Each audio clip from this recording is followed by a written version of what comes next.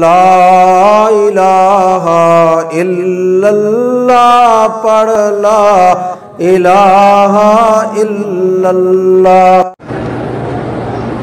میری بیوی بچہ پیدا پھر 21 دن کے بعد خون بند ہو کر پانی آنے لگا، پاک ہوں، اسے طواف زیادہ کیا، پھر خون آنا شروع ہو گیا۔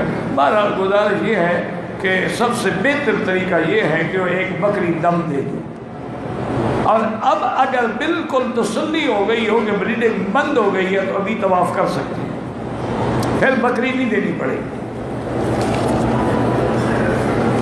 یہ استحاضہ ہوتا ہے کیونکہ حیض 10 دن سے زیادہ نہیں ہوتا، جیسے نفاس 40 دن سے زیادہ نہیں ہوتا۔ ڈاکٹر اسرار صاحب کا بیان سن سکتے ہیں؟ کیوں نہ سنیں بھائی؟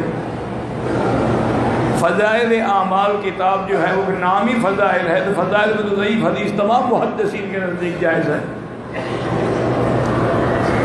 دیکھو نا، کتاب پڑھ کے گالیاں دینے سے پہلے یہ دیکھ لیا کرو کہ یہ حدیث کا حوالہ انہوں نے دیا ہے کہ فلاں کتاب میں ہے، تو پھر اصل کتاب والے کو گالی دو نا، اس کا کیا قصور ہے بیچارے کا؟